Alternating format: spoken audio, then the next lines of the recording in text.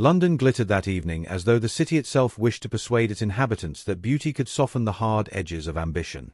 Lanterns trembled in the damp spring air along Grosvenor Square, and an endless procession of polished carriages rolled toward the illuminated townhouse of Lady Penworth, whose annual ball was considered one of the most important gatherings of the season. Within those towering walls, fortunes were whispered into existence, alliances were born beneath chandeliers, and reputations, especially those belonging to unmarried ladies, could be quietly dismantled with nothing more than a raised brow or an overheard sentence. Miss Eleanor Whitcombe stood among the dancers like a figure composed of stillness while the room moved around her in tides of silk and music. She wore a gown of pale blue satin, chosen carefully by her father to suggest grace without extravagance, and though the fabric caught the candlelight beautifully, Eleanor felt as though she were wearing a costume rather than clothing. It was the uniform of a role she had not chosen. The orchestra struck the final notes of a lively country dance, and applause fluttered politely through the ballroom. Gentlemen bowed, ladies curtsied with elegant precision. Eleanor completed the ritual with the same practiced calm she had worn all evening, yet her partner, Lord Harrowby, did not meet her eyes. He was speaking instead to a young widow standing nearby, his voice low and confident, as though Eleanor had already vanished from the conversation. "Your dancing improves each year, my lord," the widow said with a warm smile. Harrowby inclined his head modestly. "One must remain practiced in all matters of society." Eleanor waited for him to acknowledge her presence. It was customary, after all, for a gentleman to escort his intended fiancée to the refreshment table or to offer some small courtesy. But Harrowby only glanced at her briefly.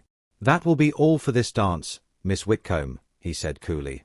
The dismissal was so quiet that no one openly reacted, yet Eleanor felt the ripple of it move through the surrounding circle like a faint disturbance across still water. She curtsied again, though her fingers tightened around the folds of her skirt. "Thank you, my lord." He had already turned away. Across the ballroom, two matrons leaned together with the subtle eagerness of women who understood the value of information. Their voices were not loud, yet the words drifted just enough to reach Eleanor as she passed. "A pity about the Whitcombe finances," one murmured. "Quite tragic," the other replied. "Though the Viscount is said to be very practical. The match benefits both families." "And the girl?" A small pause followed, filled with polite calculation. "Well," the first woman said at last, "girls are often expected to be useful." Eleanor continued walking, though each word settled upon her shoulders with quiet weight. She had long suspected the truth of her situation, yet hearing it spoken aloud transformed suspicion into certainty. Her father's debts were no secret among those who watched the delicate machinery of aristocratic society. Land that once produced steady income now yielded only modest returns, and creditors had begun to grow impatient.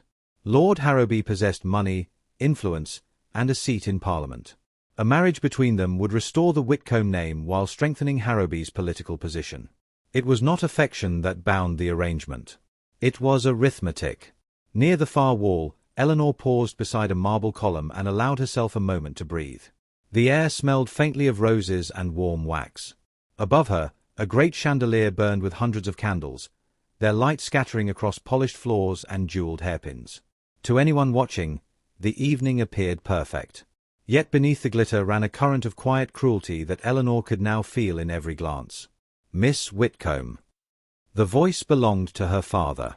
Sir Thomas Whitcombe approached with the careful dignity of a man determined to conceal anxiety beneath politeness. His waistcoat strained slightly across his stomach, and though he smiled, the expression never reached his eyes. "You have danced with Lord Harrowby already, I trust." "Yes, Papa." "Excellent," he said quickly. "The announcement may come very soon." Eleanor studied his face.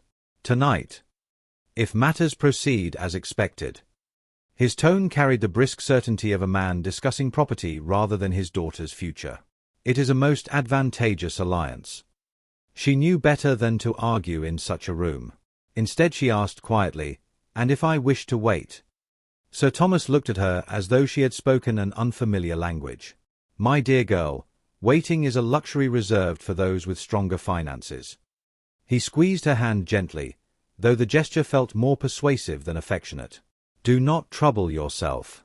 Lord Harrowby understands the importance of discretion. You will be comfortable, respected, and quite secure."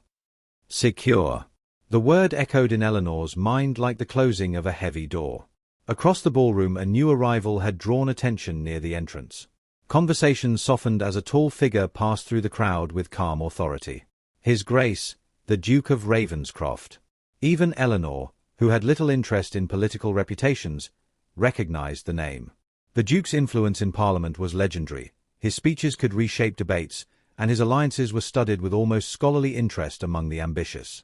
Yet he moved through the ballroom without visible effort, acknowledging bows with brief nods while maintaining a reserved distance from the eager conversations surrounding him. For a fleeting moment his gaze passed across the room. It paused, only briefly, on Eleanor. She looked away at once, uncertain why the attention unsettled her. Moments later she glimpsed Lord Harrowby again near the card tables, speaking with two gentlemen who leaned close with conspiratorial amusement. "Necessary alliance," Harrowby was saying. One of the men laughed quietly. "And romance." Harrowby's answer came with a dismissive shrug. "Romance is a luxury. Miss Whitcombe is a practical solution." The word struck Eleanor with such force that the room seemed to tilt around her. She did not wait to hear more. Instead she turned swiftly toward the corridor leading to the terrace, her heart beating with a mixture of humiliation and sudden clarity. The music continued behind her, bright and careless, as though nothing of importance had occurred. Outside, the night air felt cold and honest. Rain had begun to fall, fine droplets glimmering beneath the lanterns that lined the street. Carriages waited in orderly rows, their drivers hunched beneath capes while horses stamped impatiently against the slick cobblestones. Eleanor wrapped her shawl tighter around her shoulders. For the first time that evening she allowed herself to imagine escape. Not forever, such freedom belonged only to stories, but perhaps long enough to breathe without hearing whispers. The nearest carriage stood with its door slightly ajar. Without thinking further, Eleanor hurried across the pavement and stepped inside. For a moment neither of them moved, and the narrow carriage seemed suddenly smaller than it had been an instant before. Rain tapped steadily against the glass while the lantern fixed to the carriage door swayed with each shift of the horses outside. Eleanor Whitcombe sat rigidly upon the cushioned seat, one gloved hand still resting upon the handle she had tried to turn, while across from her the Duke of Ravenscroft regarded her with a calm that was almost unnerving. "I beg your pardon, Your Grace," she said at last, forcing her voice toward steadiness. "I did not realize this carriage was occupied." The Duke inclined his head slightly, though he made no move to release the lock. "No apology is required," he replied. "In fact, I believe your arrival was most fortunate." Eleanor blinked at him. "Fortunate? For both of us." Outside, the driver called softly to the horses, and the carriage lurched forward into motion before Eleanor could protest. The sensation of movement made her heart quicken. "Your Grace," she said sharply, "I must insist you stop the carriage at once. My father will be searching for me." Ravenscroft's dark gaze remained steady upon her.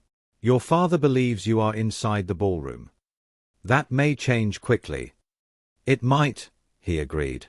"Though by the time it does, we shall already be some distance away." The quiet certainty in his tone unsettled her more than anger would have done. Eleanor drew a slow breath, studying the man before her.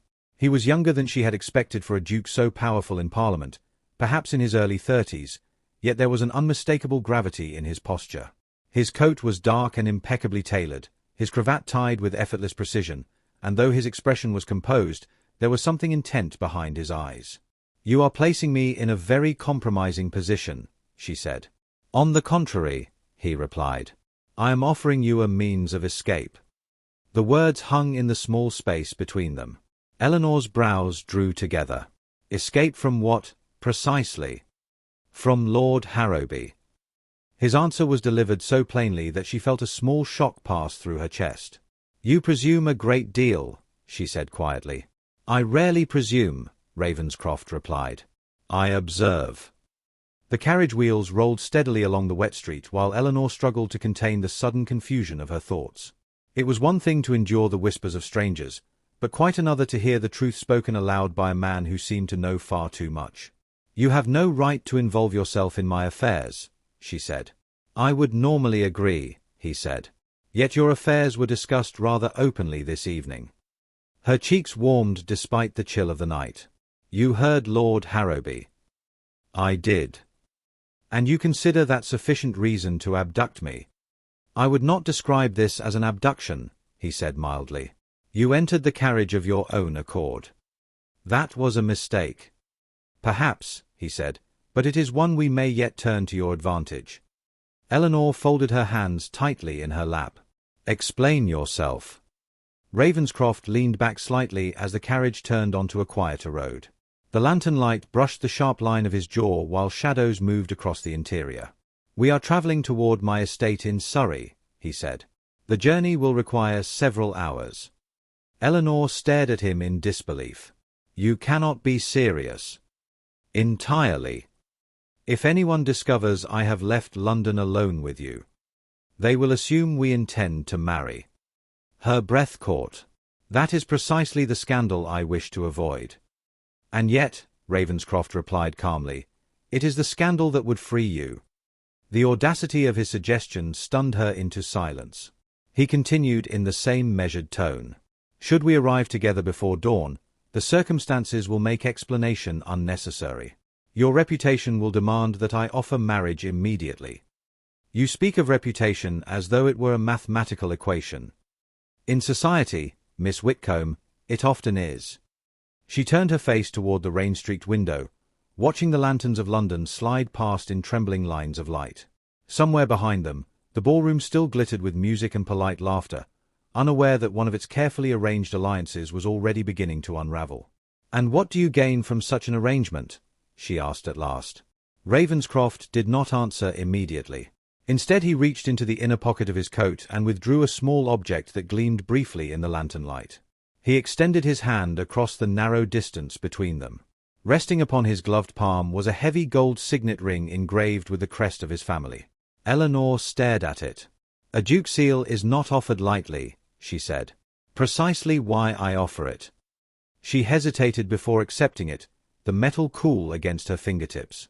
This proves what, exactly?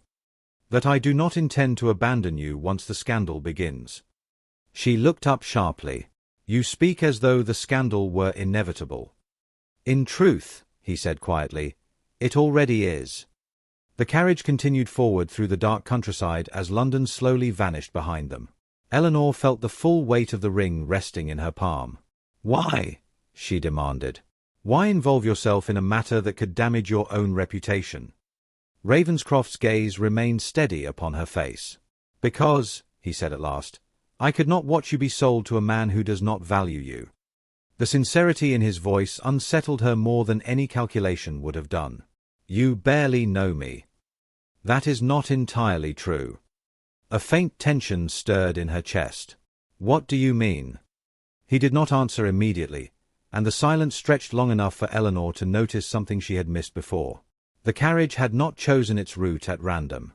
It had been waiting directly outside the Penworth townhouse. Waiting long enough for her to appear. Her eyes widened slowly. You expected me, she said. Ravenscroft's expression did not change. I hoped, he replied. The distinction did little to calm her racing thoughts. You planned this, she whispered. I prepared for the possibility. And if I had never stepped into this carriage, then I would have returned home alone. His answer was so simple that she could not immediately challenge it. Yet the implication lingered between them like a shadow. Eleanor closed her fingers around the ring, feeling the engraved crest press against her skin. The carriage wheels rolled steadily through the rain while the dark road stretched endlessly ahead. For the first time that night, she realized something that made her pulse quicken with uneasy awareness. The Duke of Ravenscroft had not merely offered her an escape. He had been waiting for her to need one. The carriage moved steadily beyond the outer edges of London, the sounds of the city fading behind them until only the rhythmic clatter of wheels and the soft breathing of the horses remained. Rain continued to fall in a gentle, persistent curtain that blurred the countryside into shifting shadows. Inside the carriage, the air felt warmer than before, though Eleanor Whitcombe suspected the warmth came less from the padded interior and more from the unsettling nearness of the man seated opposite her. She still held the Duke's signet ring, its weight pressing against her palm as though reminding her that the evening had crossed some invisible threshold. For several minutes neither spoke. Eleanor watched the dim reflection of the lantern light trembling against the window glass. Her thoughts moved in uneasy circles. Every sensible instinct warned her that she had stepped into a dangerous situation, yet another voice, quieter but no less persistent, reminded her that she had been trapped long before entering this carriage. At last she looked up. "You expected me to flee the ball," she said carefully. Ravenscroft did not appear surprised by the question. "I believed it possible." "That suggests a remarkable confidence in my behavior." "Not confidence," he replied. "Observation." She studied him more closely. "You have been observing me." "For some time." The admission carried no embarrassment, only calm certainty. Eleanor folded her hands together, forcing herself to remain composed. "You must understand how alarming that sounds." "I do," he said, "which is why I have avoided speaking of it until now." The carriage rolled over a rough patch of road, causing the lantern to sway gently above them. For a moment the light passed across his face, revealing the faintest trace of tension in his expression. "Several years ago," he continued, "I attended a charity gathering at St. Bartholomew's Hospital." Eleanor frowned slightly, searching her memory. "You were there," he said. "You spent nearly the entire afternoon speaking with injured soldiers rather than the guests who had come to display their generosity." Recognition stirred faintly within her. "I remember the event." "You asked each man his name," Ravenscroft said. "You listened to their stories with patience. Most ladies that day remained near the refreshments and spoke of the weather." Eleanor felt a flicker of discomfort beneath his steady gaze. "That hardly seems remarkable." "To me it was." His tone held a quiet conviction that made it difficult to dismiss the compliment. "I did not approach you then," he added. "My position in Parliament was less secure than it is now. Association with a family already burdened by financial speculation might have drawn unwanted attention." "You mean it would have been inconvenient," she said. "Inconvenient," he agreed, "and unfair to you." The honesty of the answer caught her off guard.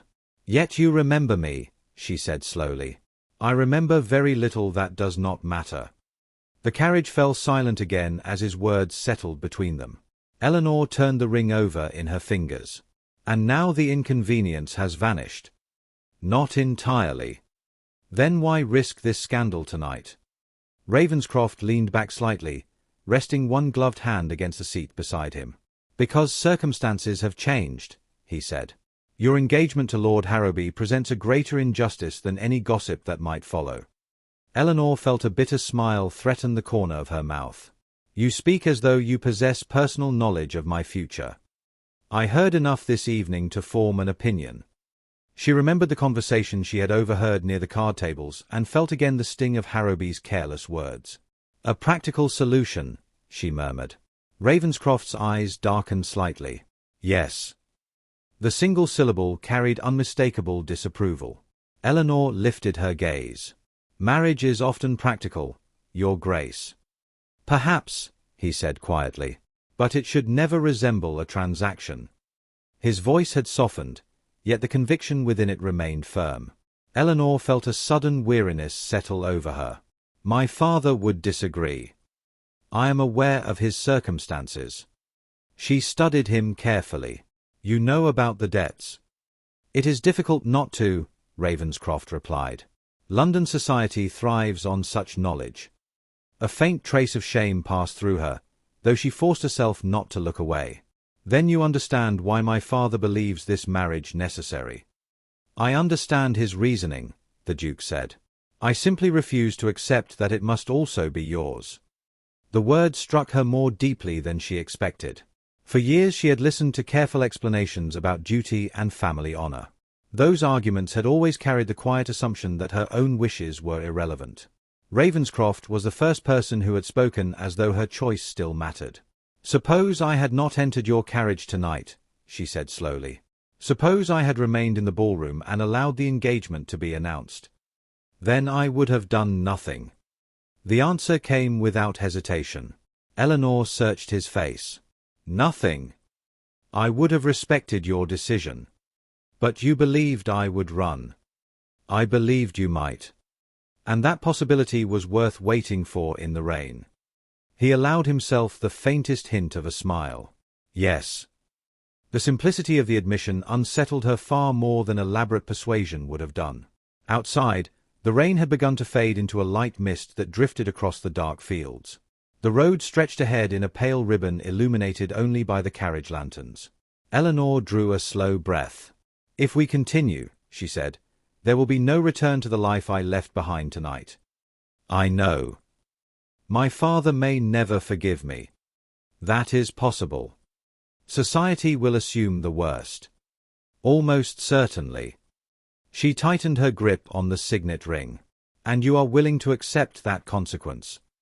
Ravenscroft regarded her steadily.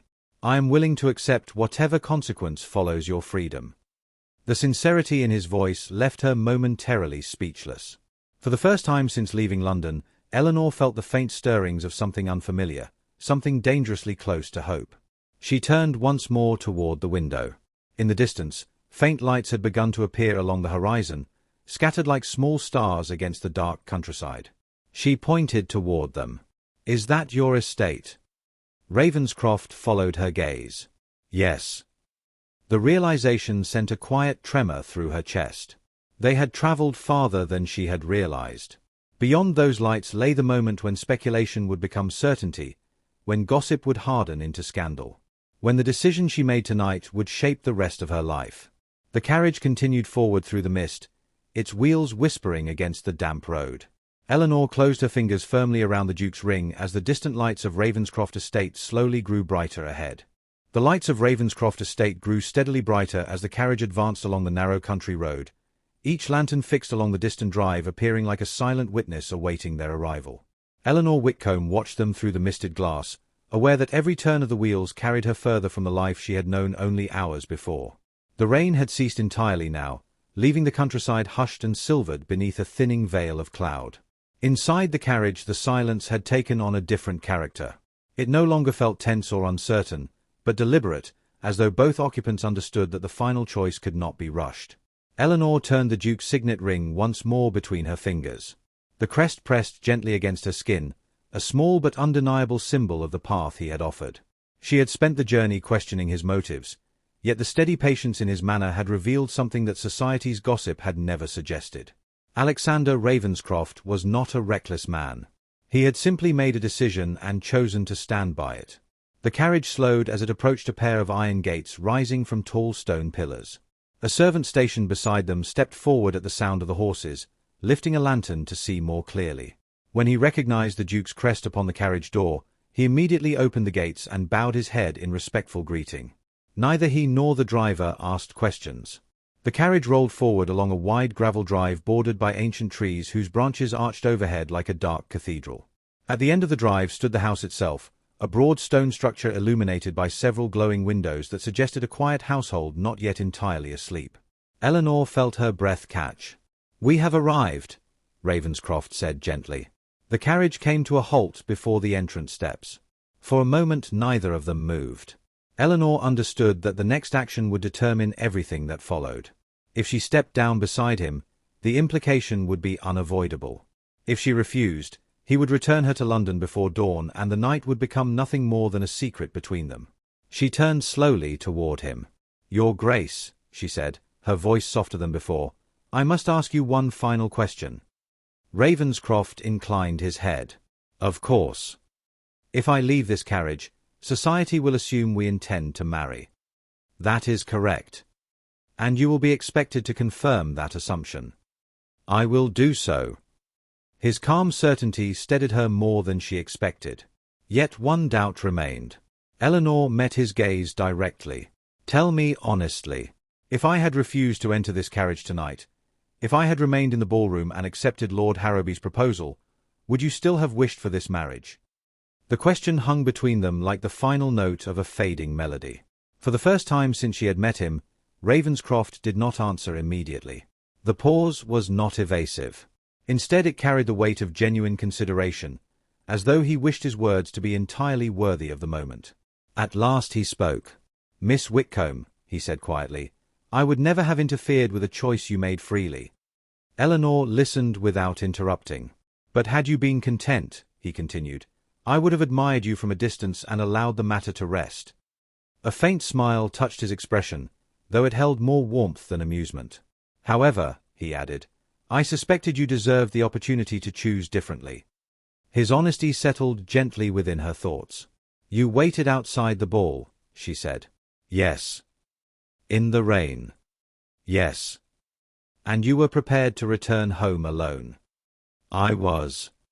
Eleanor considered him carefully.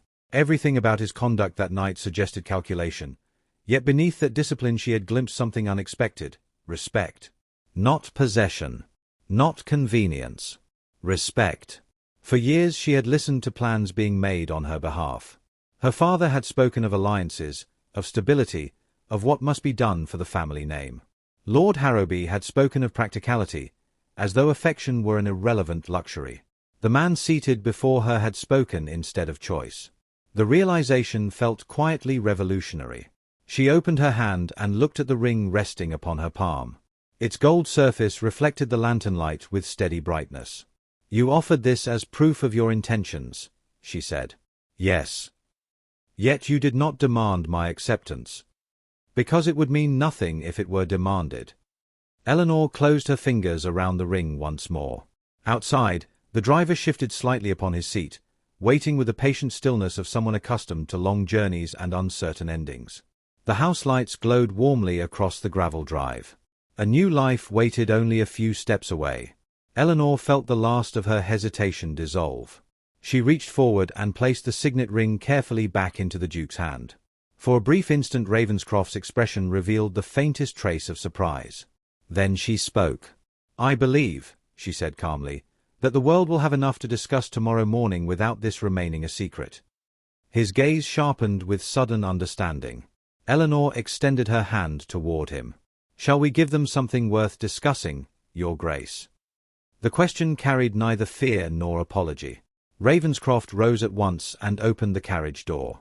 Cool night air flowed into the small compartment, carrying with it the scent of wet grass and distant fields. He stepped down first before turning back and offering his hand with quiet formality. Eleanor accepted it.